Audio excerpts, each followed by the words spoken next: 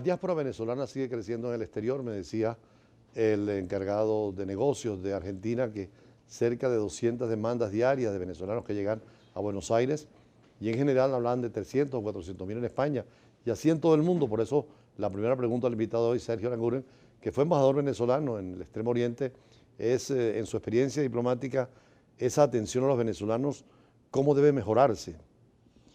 Ante todo, buenas tardes a todo el pueblo de Venezuela. Y esa pregunta es muy interesante en virtud de que la inmensa mayoría desasistida de los poderes políticos, económicos y sociales en el mundo, los de los venezolanos en el mundo, el deber ineludible del Estado es de darle una asistencia técnica y jurídica a los que se encuentran fuera de nuestro territorio nacional. El servicio consular no puede dejar abandonado porque existe una partida presupuestaria en el ejercicio fiscal de cada embajada para darle apoyo a cada venezolano.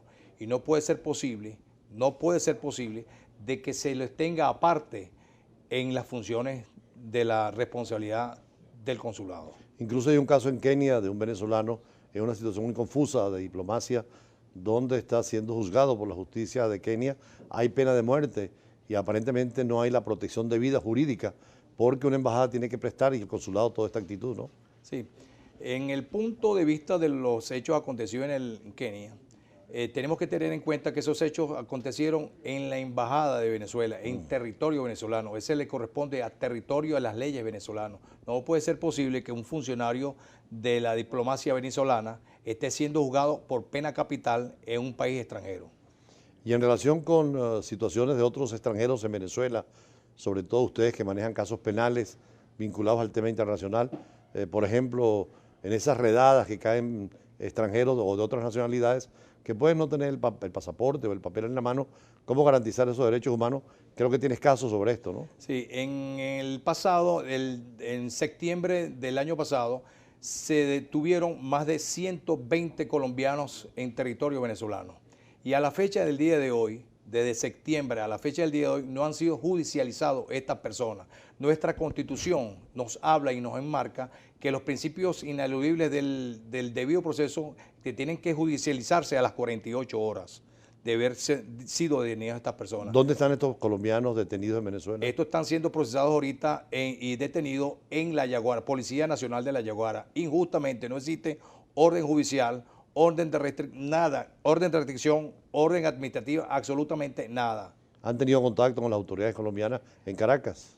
Sí, como no, ellos nos han dado la información atinente a todo el proceso de todo el acto administrativo protocolar en materia consular y han hecho 18 notas diplomáticas pidiéndole información a las autoridades, a la Cancillería venezolana en relación a la vulneración de los principios constitucionales de estas personas. Ahora bien, estamos en presencia de delitos que están contemplados en el Estamento de Roma.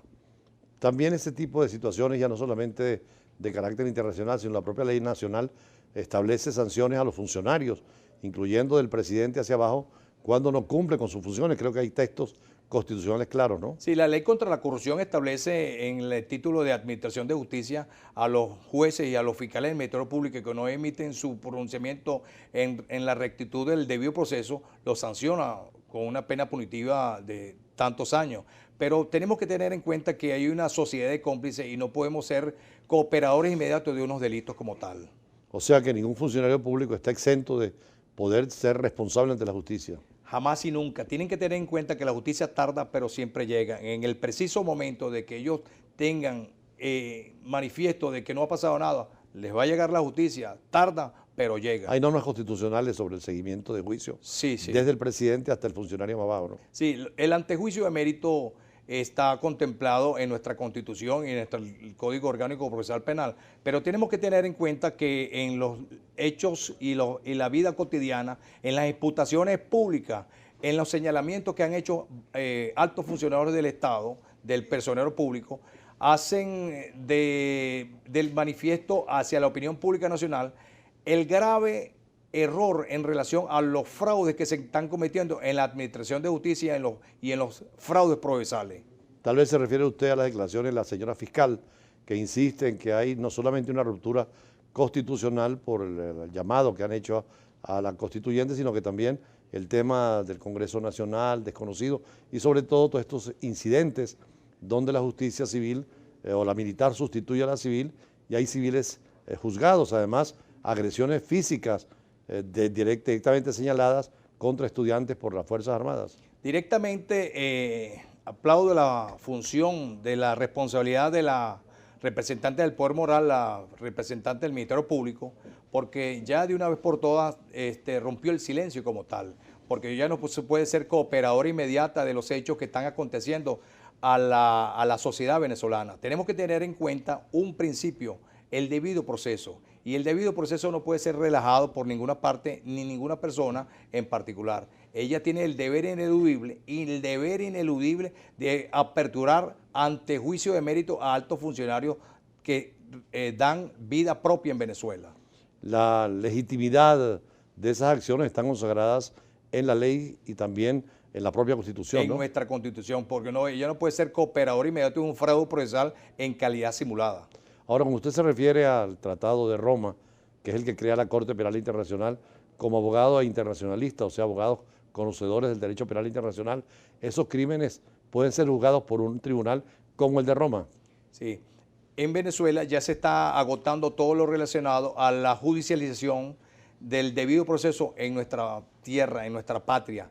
Pero como hay una actitud estoica, un silencio administrativo, un silencio judicial, una complicidad interna, indudablemente que para los pactos y convenios internacionales que la República ha suscrito ante los países del mundo, tiene la participación para hacer, como los consagra el artículo 22 y 23 de nuestra Constitución, a acudir a otras instancias internacionales. Ahora, cuando se crea la Corte Penal Internacional, solamente se determinan 4 delitos internacionales, pero ahí en el delito de lesa humanidad, que son delitos como la tortura, la persecución sistemática, etcétera, ¿podría entonces llevarse el caso ante la Corte Penal por la situación nacional venezolana? Sí, sí. La corrupción equivale a delitos de lesa humanidad y eso no escapa en ningún momento para el enjuiciamiento de estos prisioneros. Por supuesto que en esas instancias internacionales, como usted dice, se defiende y se consagra el debido proceso de todas maneras a cualquier indiciado, ¿no? Sí.